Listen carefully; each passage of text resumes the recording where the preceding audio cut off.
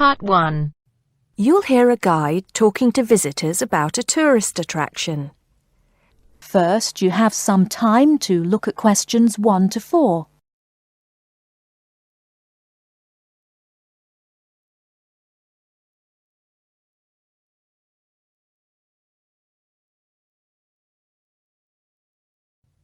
Now listen carefully.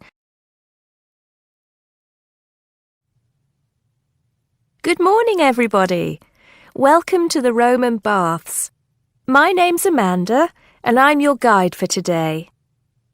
Before we begin the tour, I'd like to point out that we have child carriers, free of charge, of course, for those of you with young children, and I can see that there are 1 or 2 of you here this morning.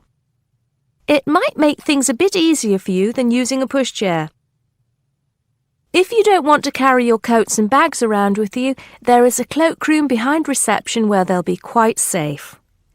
Also, should anyone want to use the bathroom, there's one here in the reception hall, opposite the ticket office, and another one by the shop where we end our tour, right by the exit.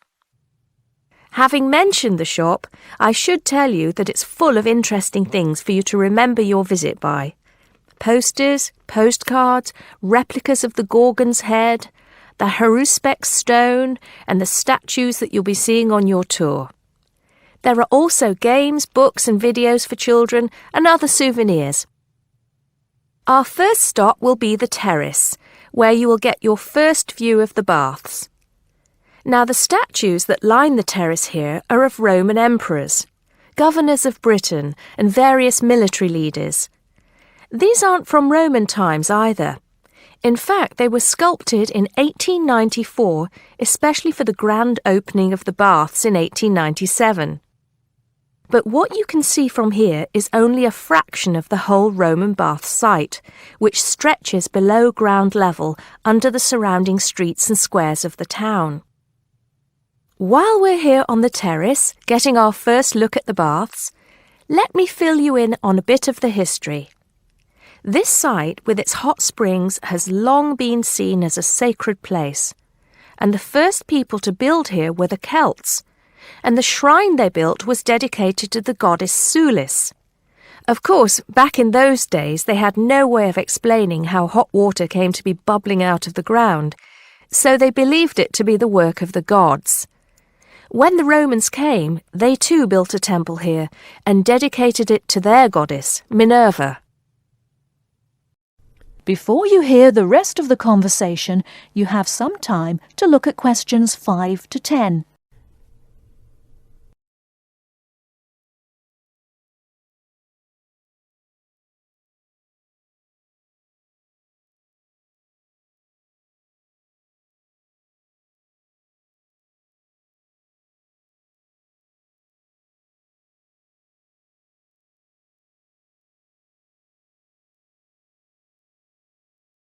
Now listen and answer questions 5 to 10. The bath you can see from here is called the Great Bath. Not very imaginative, I know, but it is the biggest. Impressive, isn't it? At one time it was housed in a huge vaulted hall 40 metres high, which for many people of the period must have been the largest building they'd ever seen in their lives. The bath itself is 1.6 metres deep, ideal for bathing, and has steps leading down to the water on all sides. The niches or alcoves you can see all around the bath would have had benches and possibly small tables for drinks and snacks. Not a bad way to spend your free time, relax, and tell yourself it's all good for your health. Let's move on to our next stop, the Sacred Spring. This is the heart of the site, where the hot water bubbles up from the ground at a temperature of 46 degrees centigrade. The water comes up from a depth of between roughly 2,500 and 4,500 metres, where geothermal energy raises the water temperature to between 64 degrees and 96 degrees. Over 1 million litres of this hot water rise up here every day, and as well as being hot, the water is rich in minerals, and it was thought it would cure various ailments and illnesses. In fact, people came here from all over the Roman Empire to try out its healing powers.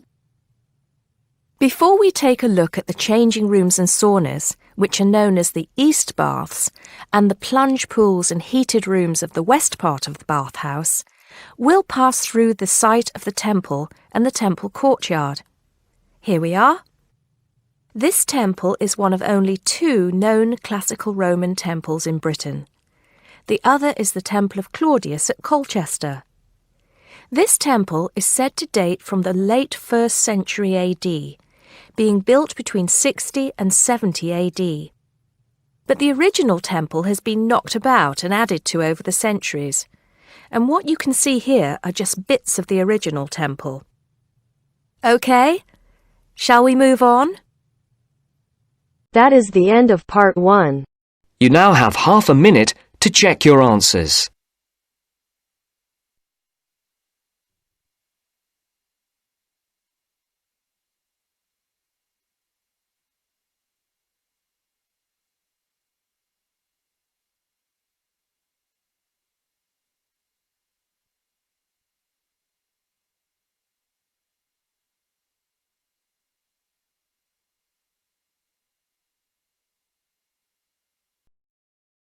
Now turns to part 2. Part 2. You are going to hear a radio interview about giving up smoking.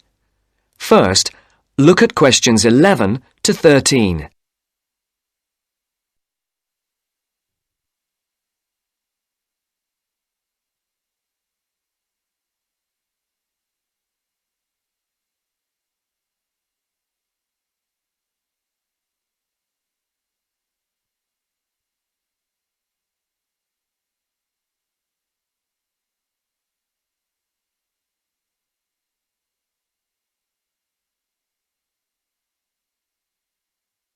As you listen to the first part of the interview, answer questions 11 to 13.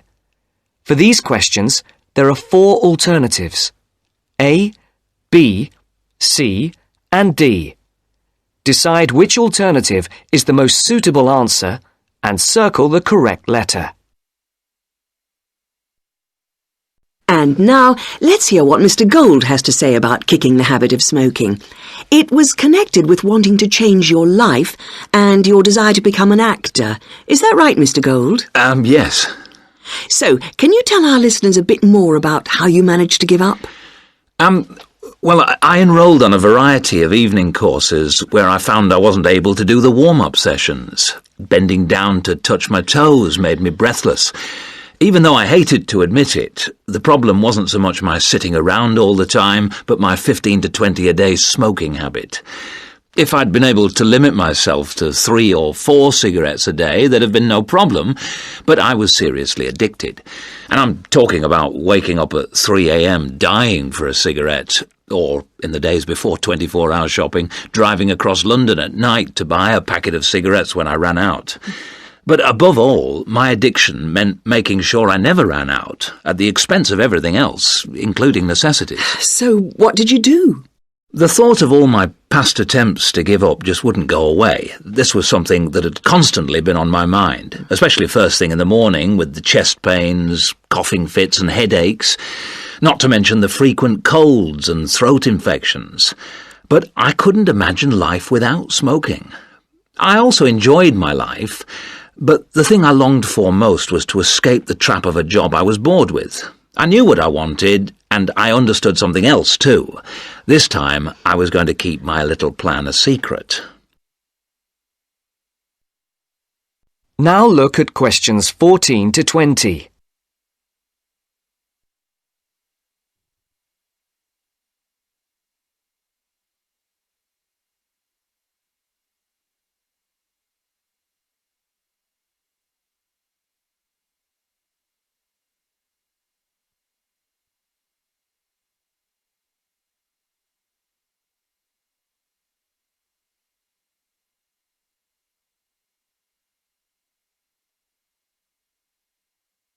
As the interview continues, complete the sentences.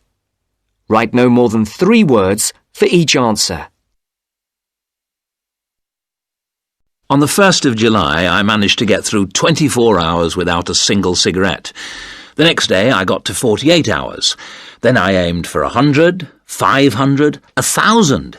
Easy. It was my own little private game and I was winning it. If anyone mentioned they hadn't seen me smoking, I simply said I was cutting down. I had to be sure of success. Eventually, a month passed and I felt safe enough to come out. I'd lost count of the number of hours I'd gone without a cigarette. All I suffered was a couple of bad headaches, and then I was set for my most healthy year ever. Not one single cold for over 12 months. I now realise that the secret of my success was to look upon this as an exciting adventure, a way of helping me to become an actor. And because nobody knew what I was up to, I never once feared the accusation of having no willpower if I failed. With the right attitude, the whole thing turned out to be a lot easier than expected. I finally did get into much better physical shape, go to drama school, and become a professional actor. Very interesting indeed. I'm sure we all wish we had Mr. Gould's determination. Well, thank you very much, Mr. Gould. And I hope our listeners will learn from the experience you and our other guests have talked to us about today, and perhaps find their own road to success.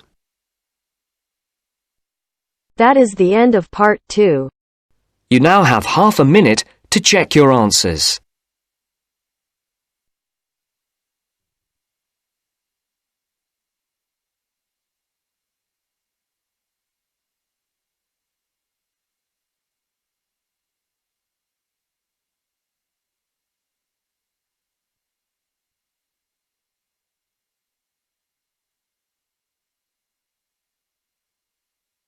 Now turns to part 3.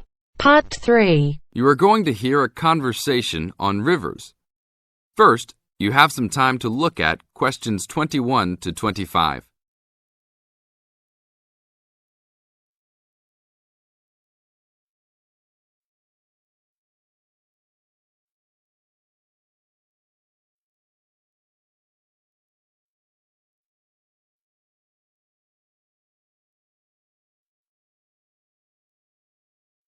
Now listen to the tape and answer the questions. Please tell me about the current state of the Amazon.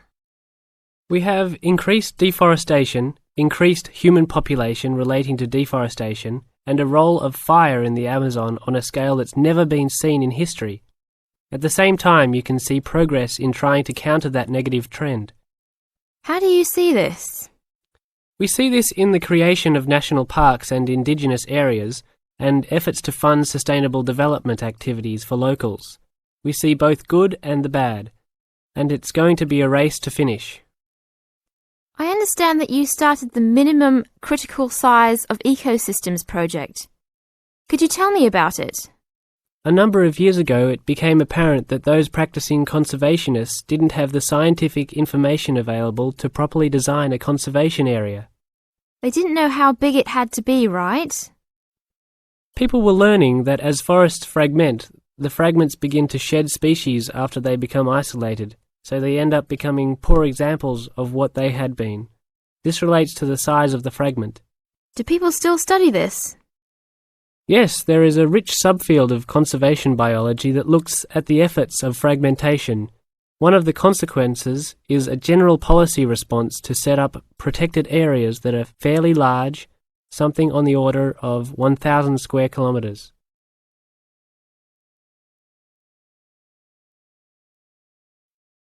Now look at questions 26 to 30.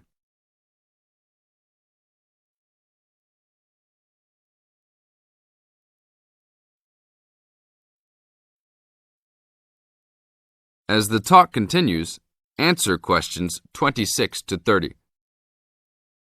Can you talk a little bit more about the forest fragmentation? As habitats are destroyed, they are accompanied by habitat fragmentation. So when 50% of a forest is lost, the remaining 50% being is not one large block, but smaller pieces, which makes the conservation problem even worse than saying that 50% has been lost. And this affects not just forest, but species diversity, correct? In terms of species loss, we can't give you precise numbers about how many species are lost because of these fragmented landscapes, but we're beginning to get close to where we can make that estimation. And so one of the policy responses to all of this, beyond just trying to create large protected areas, is to try and reconnect the fragments. You've been active in many projects studying the Amazon region over the years. Can you tell us about that process of understanding the Amazon? When people first started looking at conservation priorities, there was not much information about the geography of plant and animal species. One of the first clues was an analysis done in 1969. This looked at bird species and found geographic clusters of species which occurred nowhere else. And those are priority areas for conservation. Was this when people began prioritising refuges? Yes, it was the first time that someone looked basin-wide at priorities, giving priority to so-called refugean areas. Was this when the new trend to use Geographic Information Systems, or a GIS, started? That was in 1990 after we worked out a whole set of biological and conservational priorities and produced a big map using GIS. What are some of the things that GIS does? Well, there are several advantages of using a geographic information system. First, you can continually update the system so that it's now a constantly changing picture. You can actually watch changes. Then you can include large amounts of data, including information about the vectors of development. Roads, railroads, pipelines, hydroelectric projects, etc. And finally, because it is accessible on the internet, it makes this information available to anyone who's interested. That is the end of part 3. You now have half a minute to check your answers.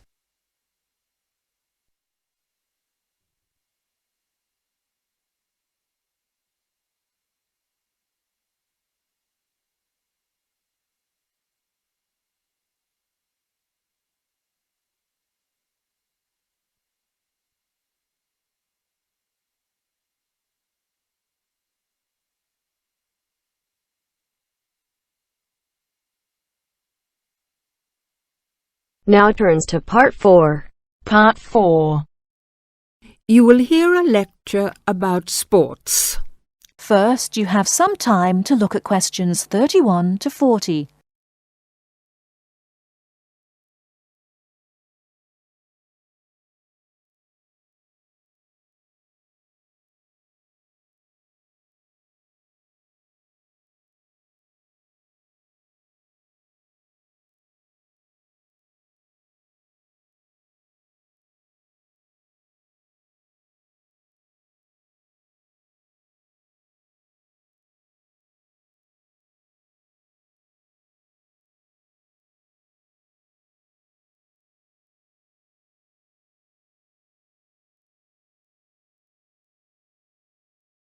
Now listen carefully and answer questions 31 to 40. Not all people like to work, but everyone likes to play. As sports help people live happily, they help to keep people healthy and feeling good. When people are playing games, they move a lot. This is good for their health. Having fun with their friends makes them happy. So all over the world, men and women, boys and girls enjoy sports. Since long ago, adults and children have called their friends together to spend hours, even days, playing games. Sports usually take a variety of forms. Organised competitions, which draw huge crowds to cheer their favourite team to victory, athletic games, played for recreation anywhere sufficient space is found, and hunting and fishing. Most sports are seasonal, so that what is happening in sports depends on the time of the year. As sports change with the season, people often do not play the same games in winter as in summer. If you want to know what others' favourite sports are, first of all, you should find where they live. Generally speaking, people in hot areas are fond of swimming, while people in cold places love skiing or skating. In this case, surfing is believed to be an important sport in Hawaii. The Pacific Ocean sends huge waves up on the beaches, waves that are just right for surfing. Some sports, including wrestling, boxing, horse racing, etc., are called spectator sports, as the number of spectators greatly exceeds the number of players in the game. Other sports are called participant sports, drawing a crowd of onlookers only on special occasions, such as tournaments. Some sports are commercial and professional, with players who are paid for their participation and with audiences who pay admission to watch.